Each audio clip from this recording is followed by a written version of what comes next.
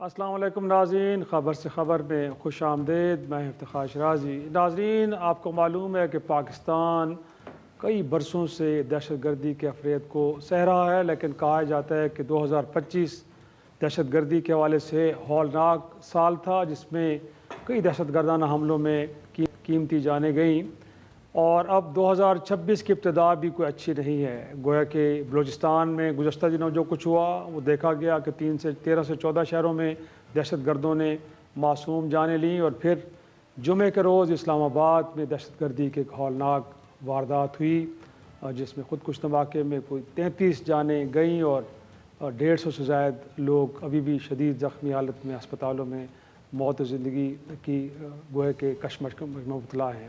ناظرین، اس دوران ریاست پاکستان گویا کہ مختلف قسم کے بیانیوں کے ساتھ ہمیشہ سامنے آتی ہے، اور اس واقعے میں بھی کہا یہ گیا کہ ریاست کو معلوم ہو گیا ہے کہ یہ شخص گویا کہ افغانستان آتا جاتا رہا ہے، اس کے گویا کہ فیملی کو بھی آئیڈینٹیفائی کر لیا گیا ہے، ان کے کچھ 4 سہولت کار بھی پکڑ لیے گئے، اور پھر ایک بار قوم کو بتایا گیا ہے کہ سب کچھ بھارت کی ماں پہ ہو رہا ہے۔ یہ وہ فتنہ الخوارج کے لوگ ہیں کہ جو بھارت کی پراکسی کے طور پہ پاکستان کے اندر دہشت گردی کر رہے ہیں۔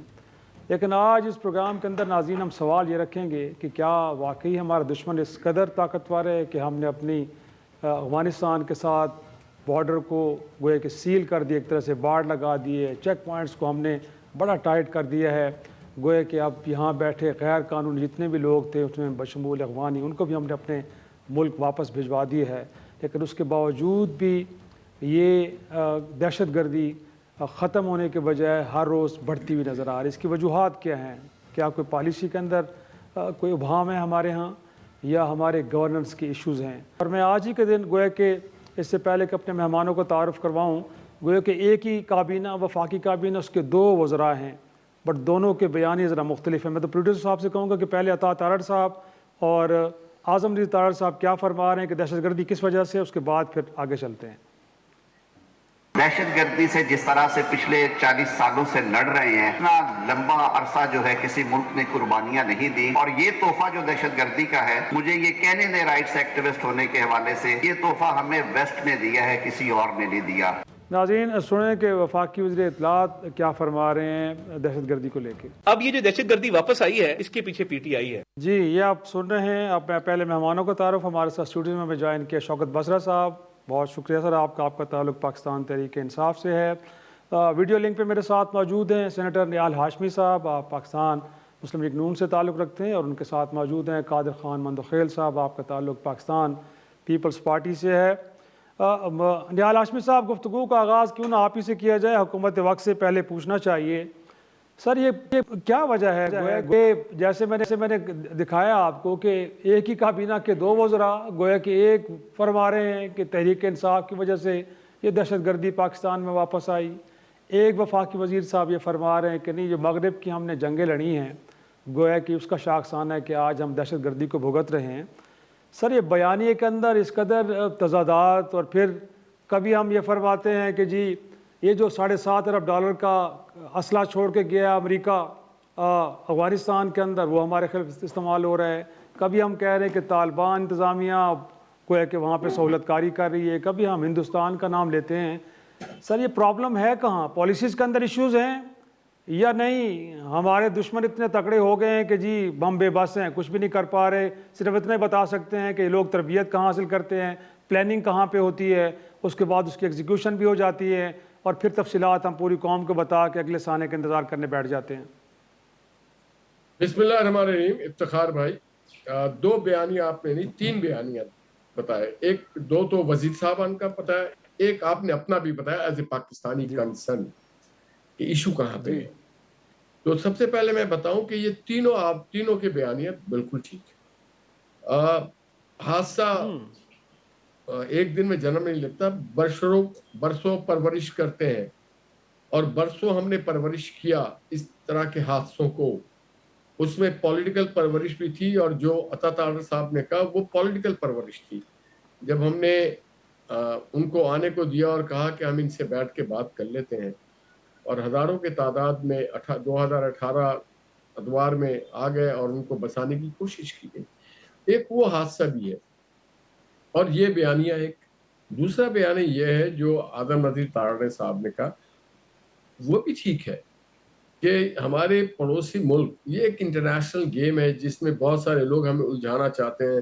وہ چاہتے ہیں کہ یہاں پہ سیکٹیرین جو انریسٹ ہے وہ ہو جائے، جس کے وجہ سے پاکستان، ایران اور پاکستان اور دیگر ممالک کے تعلقات کو نقصان پہنچے. اور آپ کا جو بیانیہ ہے وہ بھی ٹھیک ہے کہ کہاں پہ فیلیور ہے، کیا پالیسی فیلیور ہے ہماری. تو ہماری فیلیور جو ہے یہ من حیث القوم بہت ہی شدید ہے.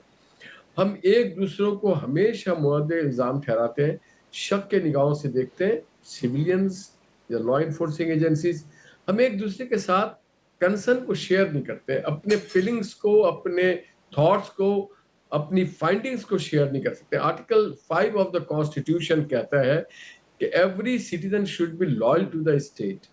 ہم سب کو اپنی اسٹیٹ کے لائل ہونا چاہیے اور ہم سب اس ملک کے محافظ ہمیں بننا پڑے گا. ہم سب کو اس ملک کے جو چوکیدار ہے وہ بننا پڑے گا، نظریاتی بھی، سرحدی بھی اور شہری بھی. کیونکہ یہ جو سہولت کار ہوتے ہیں ان کے بغیر کوئی چیز پائے تکمیل کو نہیں پہنچ سکتا. آپ کی جو بات تھی پالیسی میکنگ، سہولت کاری میں ہم نے کوئی کسر نہیں چھوڑی ہوئی ہے، وہ کسی بھی طرح کی ہو. وہ کل کا جو سانحہ ہوا جس میں قیمتی جانوں کا ضیاع، معصوم پھول جیسے بچے اللہ کو پیارے ہو گئے. ساتھ ہی ساتھ جو ہماری سہولت کاری آپ نے بلوچستان میں دیکھی، دیگر جگہوں پہ دیکھ رہے ہیں. آج بھی فتنہ جو خوارج ہے اس کی آپ سہولت کاری دیکھ رہے ہیں. سہولت کاری کی جاتی ہے ہمارے اندر رہ کر کے اور ہمارے سے باہر رہ کے. جو باہر سہولت کاری ہوتی ہے وہ تو ایوز ڈالر کے ہوتی ہے، جو انٹرنیشنل پلیئرز ہیں. اور میں بھی آپ کو بڑے برملا لینا چاہتا ہوں، جب اس ملک میں سائن ہو رہا ہوتا ہے، مختلف ممالک سے معاہدے ہو رہے ہوتے ہیں پاکستان کی دفاعی اور پاکستان کی جو اور مصنوعات اس کے. اب دیکھیے قازقستان کا پریزیڈنٹ اور ازبکستان کے پریزیڈنٹ آ رہے ہیں. ایسے میں یہ پیغام دینا چاہتے ہیں انٹرنیشنل انویسٹرز کو، بزنس مین کو، کمیونٹی کو، انٹرنیشنل گورنمنٹس کو کہ اس ملک میں نہ رک کریں اور یہاں نہ. وہ جس نے خودکش کیا وہ اتنا سمجھدار، یہ پاورفل نہیں تھا، اس کے پیچھے ہینڈلر زیادہ پاورفل تھے جو انٹرنیشنل ڈونر تھے، جو ڈالرز ان کے اکاؤنٹس میں بھیجتے ہیں ان کے ماسٹرز کے، وہ لوگ ہیں. بالکل ٹھیک ہے، پوائنٹ ٹیکن سر، پوائنٹ ٹیکن. انہوں نے کہا کہ ہر طرح کے بیانیے درست ہیں. آپ کے دور میں بھی ان کو لایا گیا، بسانے کی کوشش کی گئی، بٹ آپ کو علم نہیں تھا کہ یہ آگے چل کے کیا کریں گے. اور آج اس کا شاخسانہ ہے کہ آپ خیر پختونخوا کے اندر دہشت گردی دیکھ رہے ہیں. تو سر جس صوبے سے آپ نے ووٹ لیے دہشت گردوں کا آپ نے وہاں کے بسا دیا. افتخار شاہی صاحب، سب سے پہلے تو جو کل اسلام آباد کا انتہائی افسوسناک سانحہ ہوا ہے، اللہ پاک جو لوگ شہید ہوئے ہیں اللہ تعالیٰ ان شہداء کو جنت الفردوس میں جگہ دے، ان کے ورثہ کو صبر دے.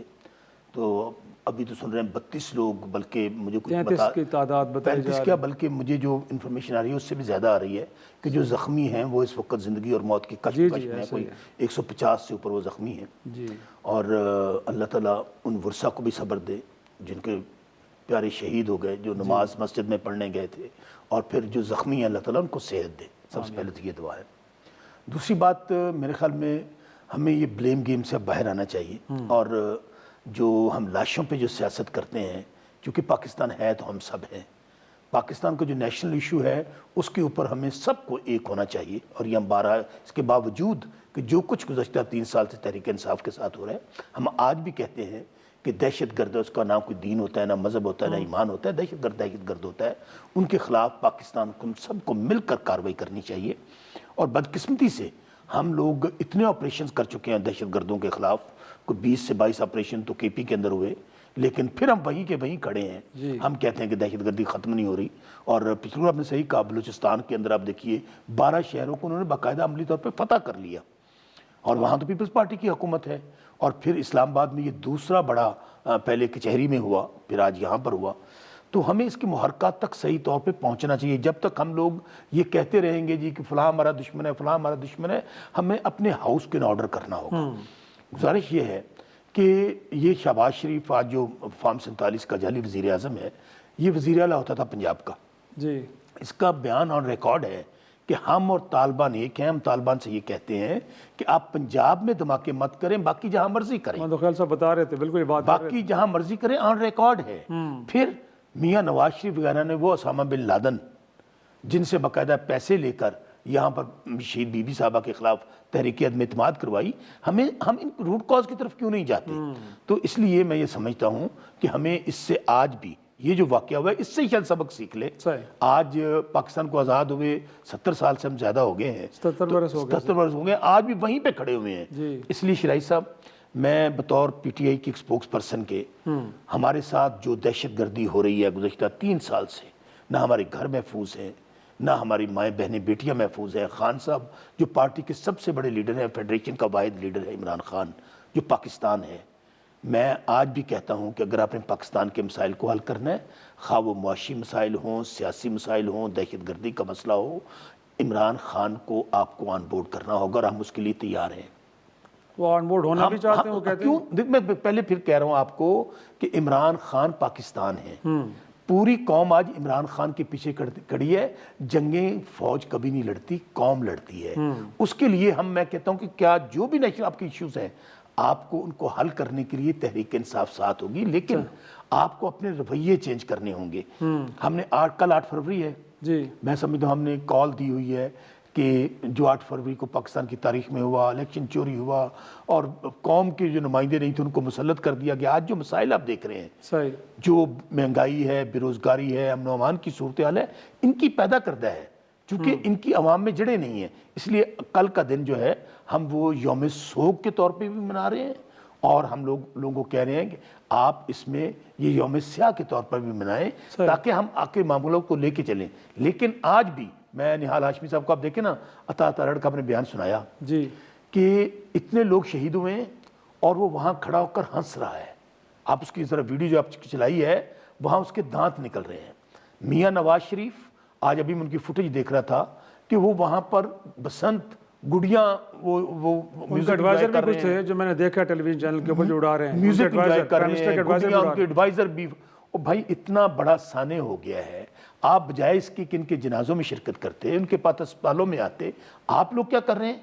آپ وہاں پر بسنت. تو میں پھر کہہ رہا ہوں کہ ہمارے گھر میں لاشیں بچھی ہوئی ہیں. اللہ نہ کرے شرائع صاحب, ایک فکرہ ہے, یہ جو 32 لوگ یا جتنے 35 لوگ شہید ہوئے ہیں, اگر یہی لاش میرے گھر سے نکلتی, چونکہ مسجد کے اندر میں بھی نماز پڑھنے جاتا ہوں, آپ بھی جاتے ہیں, اب کسی کو کیا پتا تھا کہ وہ نماز پڑھنے گیا تو وہاں یہ بات اتنا بڑا سامنے ہو جائے گا. اور پھر آپ بے شک فارم 47 کے حکمران ہیں, پنجاب میں آپ کی جعلی حکومت ہے تو حکمران, اور اگر حکمرانوں کا رویہ یہ ہو کہ لوگوں کے گھروں سے ابھی لاشیں جو ہیں دفنائی نہیں گئی ہیں, آپ مسجدوں میں ان کی نماز جنازہ ہو رہے ہیں, اور آپ وہاں پہ جا کر وہاں پہ گڈیاں اڑا رہے ہیں, بسنتیں اڑا رہے ہیں, قابل اعتراض نہیں, قابل مذمت ہے. بس سی ایم نے تو منسوخ کر دیا. اچھا, انہوں نے کیا منسوخ کیا؟